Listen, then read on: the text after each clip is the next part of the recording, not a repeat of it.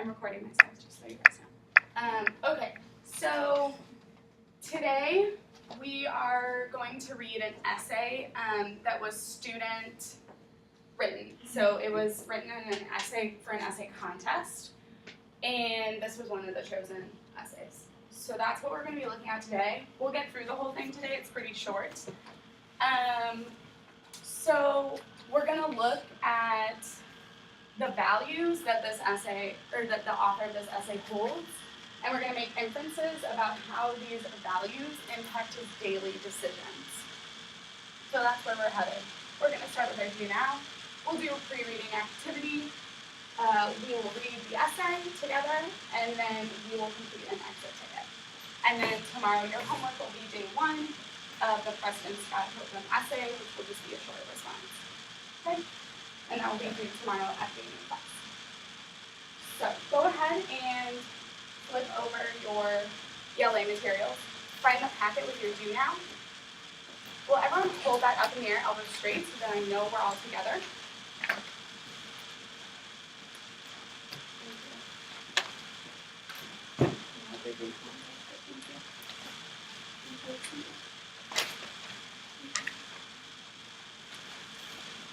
Okay. For the next 2 to 3 minutes, silently and independently complete your do now, and we'll come back as a group and talk about it. Go ahead and get started.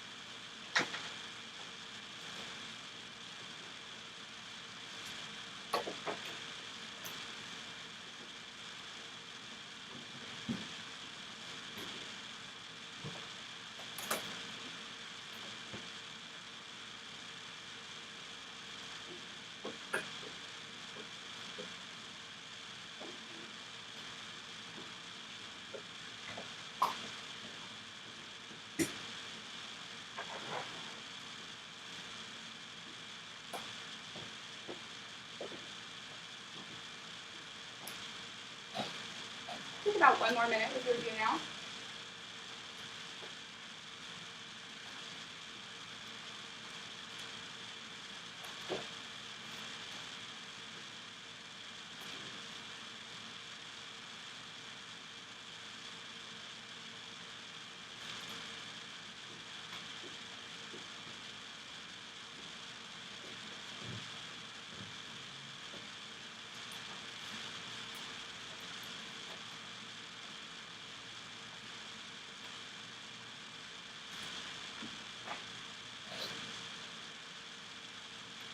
Pencils down, eyes tracking me in 5, 4, 3, 2, 1.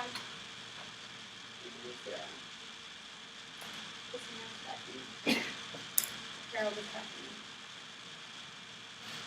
Lionel is tracking me.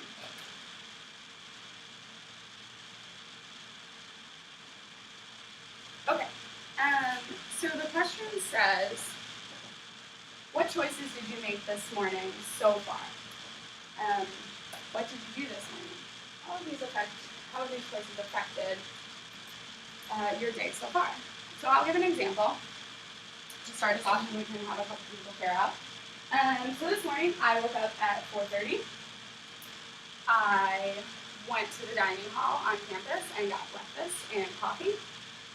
And I got on the bus at 6:15 to come here. Okay. Because I made these choices, I am here ready to teach you guys. Simple as that. Does anyone want to share out a choice that they made this morning and how that's affecting their day so far? Eyes tracking Destiny.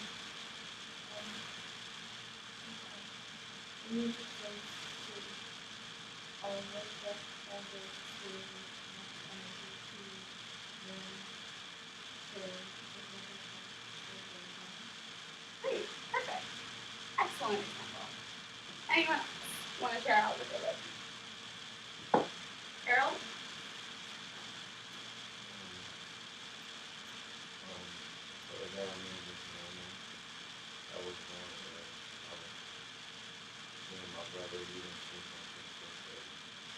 Oh no. So how has that choice affected your day so far? Really tired. So you went to sleep when I was waking up, right? So now, because you didn't go to sleep till 4:30, you're really tired. Okay, so that choice has affected your day. Okay, let's move into our pre-reading notes. Pick up your pencils, and you'll be writing as I'm writing.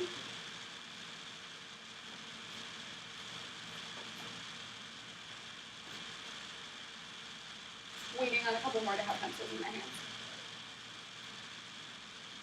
Thank you. Okay. So, characterization, which we know and love, is how the author reveals a character's personality through their thoughts, words, and actions. Okay? We've talked about this quite a bit, how we characterize the characters in our story.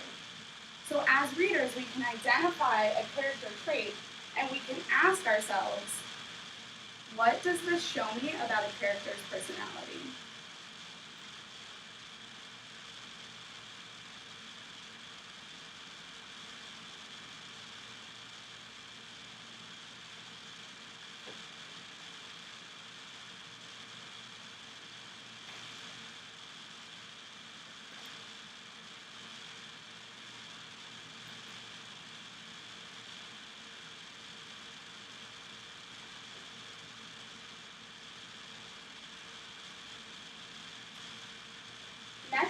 Next we're going to look at inferences. So an inference is an assumption that is made based on evidence and reasoning.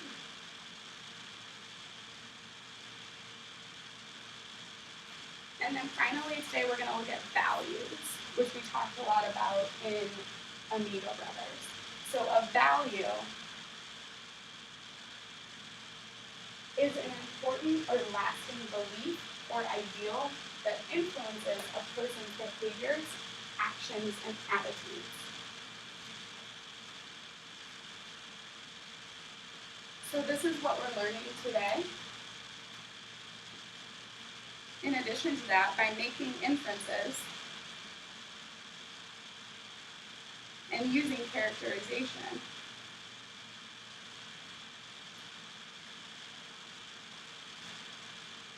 we can draw conclusions about characters and the values that they hold. So we're going to make inferences. We're going to use characterization to look at the people in this text, and then we're going to draw conclusions about what this author, Preston Scott Copeland, what he values. Okay. So that's where we're going today. Go ahead and take out the text that is on your desk. I printed one out for you guys. It says excerpt from I Have Risen. I'm going to hold that up in the air, elbows straight, so I know we're all together and that we all have one.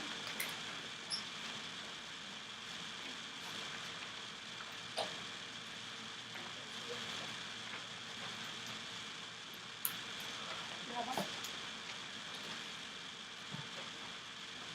Okay. So I'm going to do this a little differently today. I'm going to read the essay through to you guys one time. It's only 2.5 pages.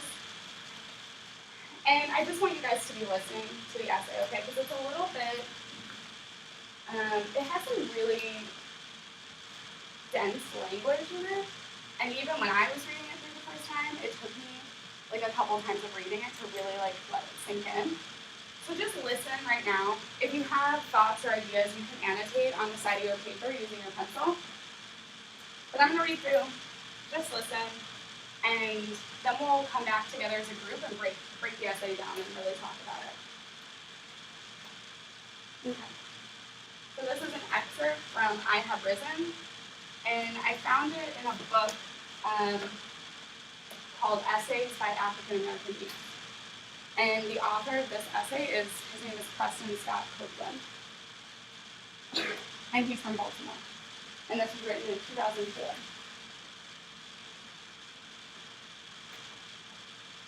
We often think that our character is determined by the ocean, not the drops.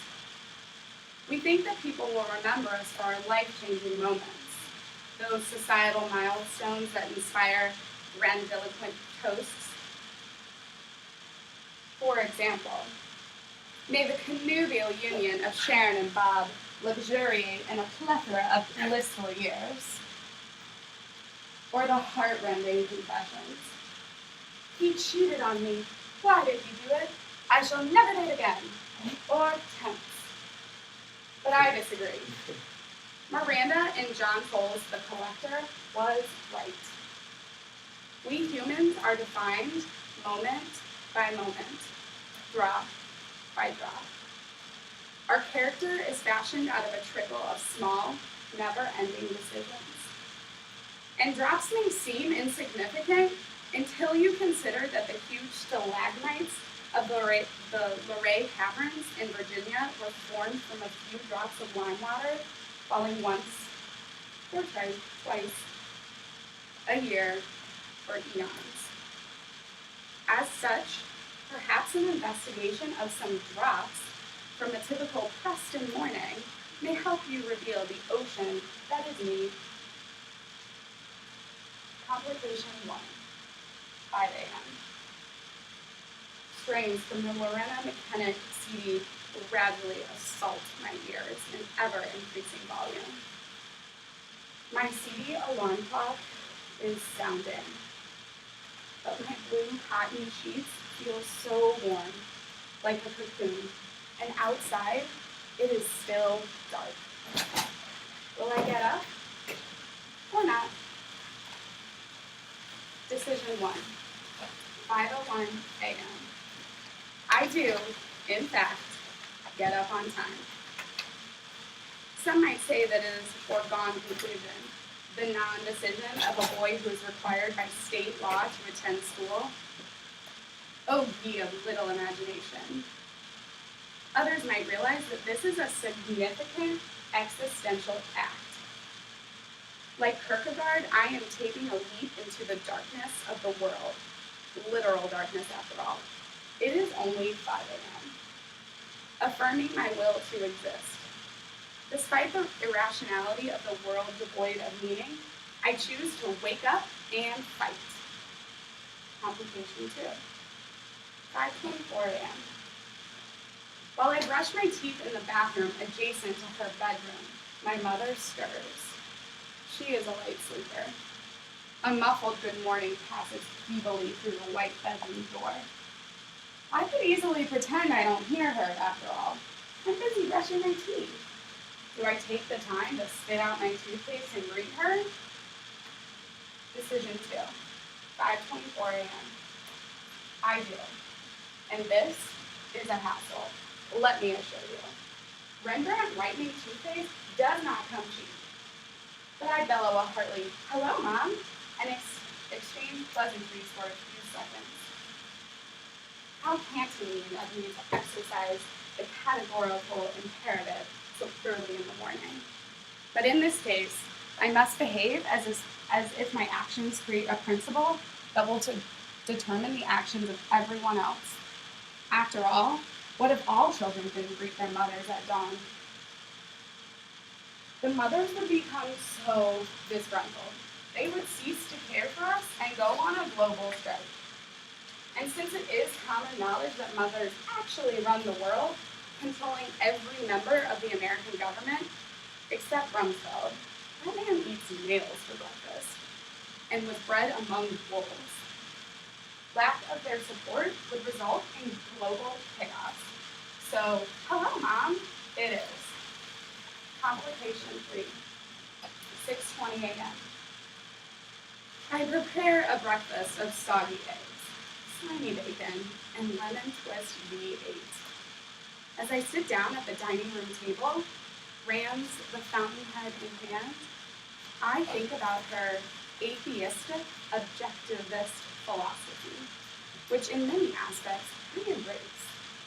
She would applaud my ambition to create, to do, to be in this world. She would scorn my desire to honor a God whose existence I can neither rationally prove nor refute. Rand is a genius, and one of my heroes. Do I dare buck her doctrine and say grace? Decision 3, 6:21 a.m. If I pray before I eat, I must confess that this decision is more practical than philosophical. As perhaps was gleaned, I am not a good cook. Asking God to bless my comestibles is a matter of survival. I've had food poisoning before, and it's not exactly a gentle ride on the tilt-a-whirl. More like writhing pain on the mind eraser. But still, I'm somewhat proud that I had the courage to combine branches of Christian existentialism with rigid objectivism. I'm an individual after all. Take that, your so-called life-changing moments.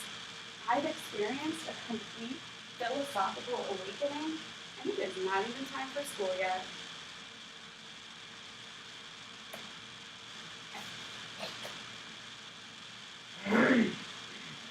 So what I want us to do now is we'll break the text up into pieces and kind of pull apart what it's discussing. So I'm going to read to you guys paragraphs 1 through 3 again, and as I'm reading, I'll be stopping a lot to clarify some things. Just because, did anyone notice like terms or like the language that he was using that you were like, huh, what? What is this? Because I had to look up like 5 things, to be quite honest. I was on Google like all weekend, like, okay, like what are the tenets of existentialism? And like, how can I talk about this? So, yes, you have a question? I was confused because he's reading a book written by an atheist that's about atheism and he's Right. Okay, so we'll talk about that when we get to that. We'll talk about that. So I'll be stopping quite a bit and like letting you guys annotate in the margins like what these words mean. So let's read it again. I'm going to read this time, and then we'll do pick-up reading after that. I'm on paragraph 1. I need everyone with a pencil in their hand, ready to annotate in their margins.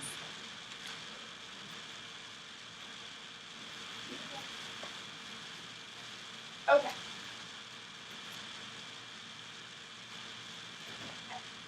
So, paragraph 1. We think that our character is determined by the ocean, not the drops. We think people will remember us for the life-changing moments, those societal milestones that inspire grandiloquent toasts. For example, may the connubial union of Sharon and Bob luxuriate in a plethora of blissful years. Or the heart-rending confessions, he cheated on me. Why did he do it? I shall never date again. Pick up your pencils and circle the word grandiloquent. Read through that sentence and write in your margin what you think the word grandiloquent means. Write in your margin what you think the word grandiloquent means. Oh,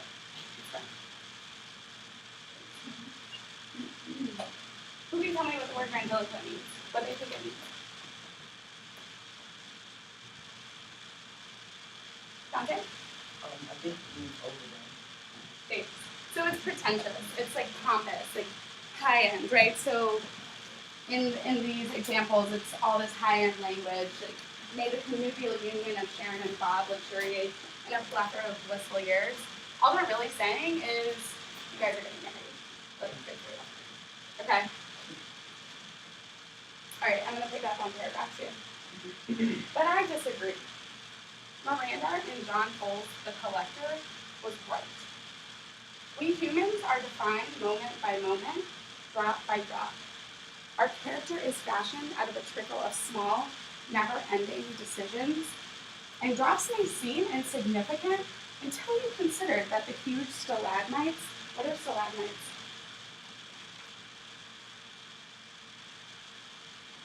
huge stalagmites of the Luray Caverns in Virginia. Do we have any idea what those are? Armani?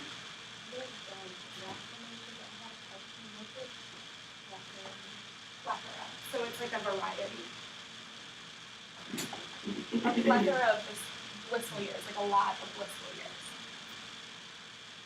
Okay, stalagmites. I want you guys to be able to picture this. Go on. Realize these rocks that come down and Right. So, fun fact, in Missouri, we have more caves than any state. Like, so many caves, and you can go in them. There's one, like, 5 minutes from my house, and you can, like, walk in them and explore and check them out. And stalagmites are these rock formations that form, like, over time. And like he says, drop by drops. A few drops of lime water falling once or twice a year for eons, which means a long period of time. So they're dropping and they're just forming into these huge rock formations, but it takes years for them to form. Right? And then they get tall. They have ones that go from the ceilings of the caves and one that come up from the ground. Yeah. They like I don't know all the science behind caves, but they just like it's like lime water that forms all these rock formations. They're really cool. I'll pull up a picture later. Do you want to jump in on this, Alana? Do you know anything about caves? No. Okay. Well, caves are usually formed when when water erodes underneath like giant mountains and stuff like that. Yeah. So it's the water that's chipping away little bit by bit, and that's why you can. I'll show you guys a picture of it tomorrow, and we can check out the cave. Okay. Our character is fashioned out of a trickle of small, never-ending decisions. And drops can seem insignificant until you consider that the huge stalagmites of the Luray Caverns in Virginia were formed from a few drops of lime water falling once or twice a year for eons. As such, perhaps an investigation of some rocks from a typical Preston Mornington's Preston.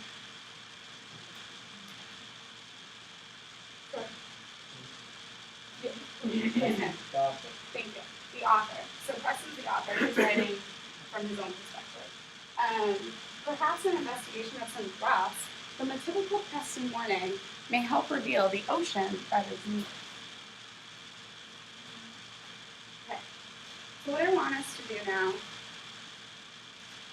is we'll start going through our guided notes packet.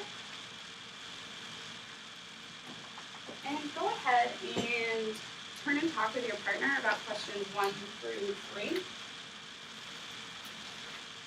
And I want you guys to answer questions 1 through 3 together, and then we'll come back and discuss them whole group. I'll give you guys about 2 to 3 minutes to do this. Go ahead and get started.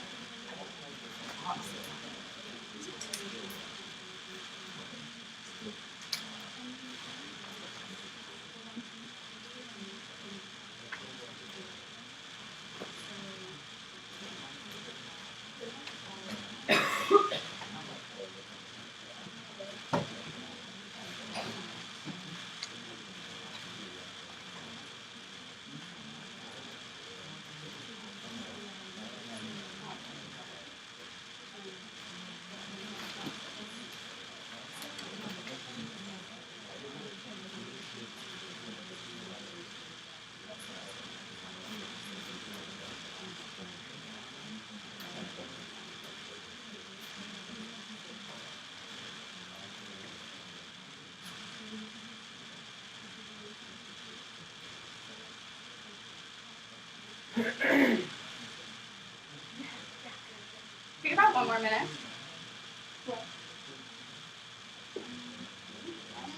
I've never. You can go.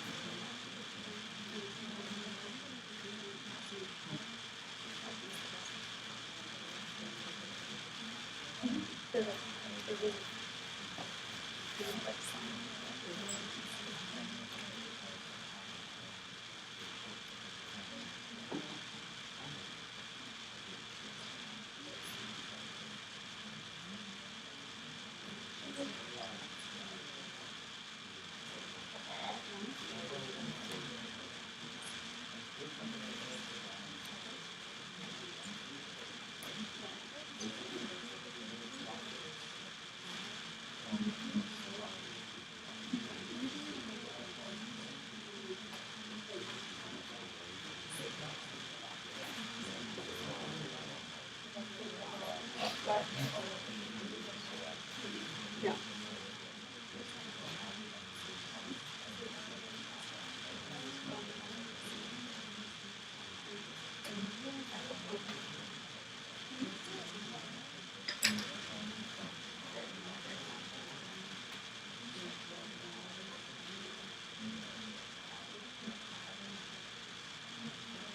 Okay, pencils down and eyes tracking me in 5, 4, 3, 2, 1, and 0. Jesse tracking. Jordan tracking.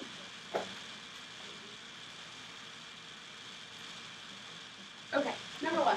What does the author mean by we as humans are defined moment by moment, drop by drop?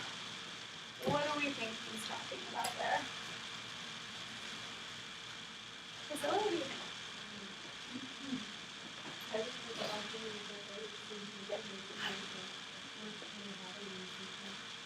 Absolutely, right. So these small decisions that you make every single day play into, what did you say?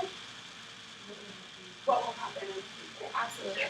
What about number 2? What does the author talk about, or why does the author talk about the stalagmites in the caves?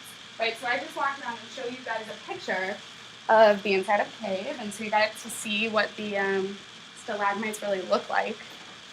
Why does he include this? What does it have to do, right? I thought he was talking about decisions. Now he's talking about caves. I'm really confused. What is he discussing, Jordan?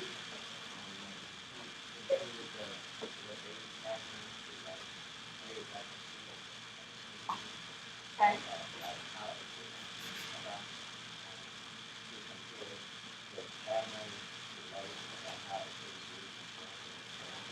Yeah, absolutely. So we just discussed that these stalagmites take years to form, right? They literally form by drop, which is exactly what this author is talking about. Moment by moment, our lives are formed, just like these stalagmites in the stage. What about number 3? What do the drops the author keeps talking about represent? Is he literally talking about drops? No. What is he talking about? What do we think? James? Pretty much talking about how like these moments in life and certain events in life shaping what like the bigger picture is shaping what's going on. Good, absolutely. Okay, so now what we're going to do is he dives into his morning, right? We saw these complication and decisions when I read through it. And he's going to be talking about these drops, these moments in his life that shape his every single day decisions, okay? So I'm going to start on paragraph 4. And when I'm reading, I want you guys to be noticing what his complication is. What's the issue that Preston is facing in this moment? So have your pencils in your hand. I want you to be annotating and underlining what we think his complication is and what the decision that he makes is.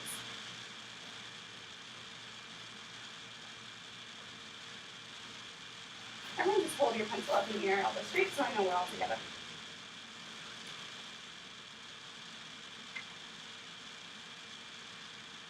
Okay. Paragraph 4. Complication 1. 5 a.m. Strains from our Lorena Mechanic CD gradually assault my ears in ever increasing volume. My CD alarm clock is sounding, but my blue cotton sheets feel so warm, like a cocoon, and outside it's still dark. Will I get up or not?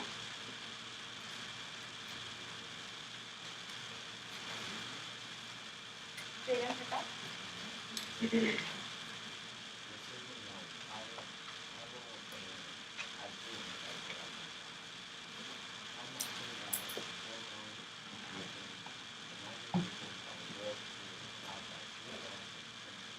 you.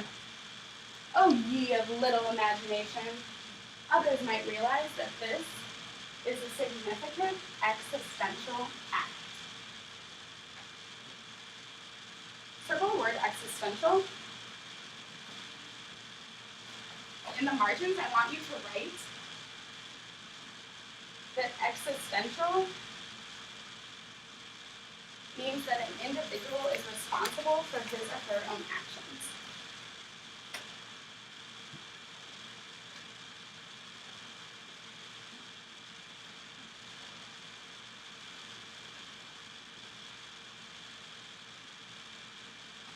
And I'm just gonna, track me.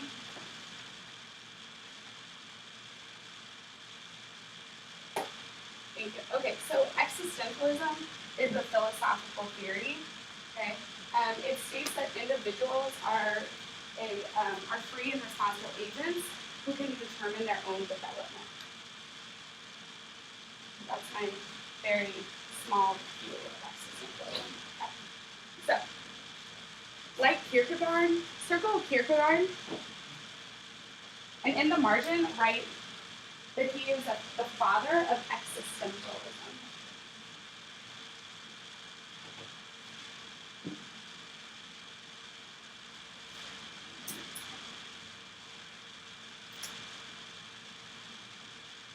Okay. I am taking a leap into the darkness of the world. Literal darkness, after all. It is only 5 a.m. Affirming my will to exist. Despite the irrationality of a world devoid of meaning, I choose to wake up and fight.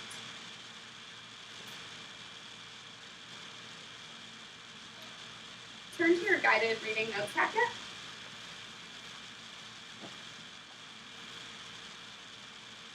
I want you to turn and talk with your partner.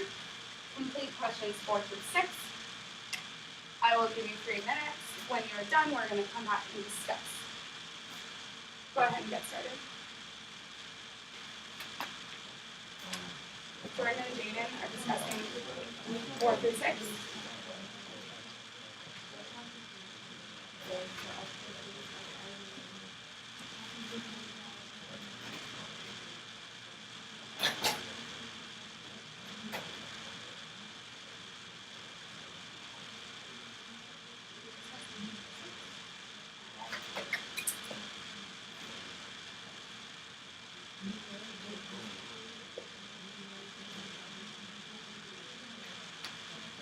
Are you discussing those things?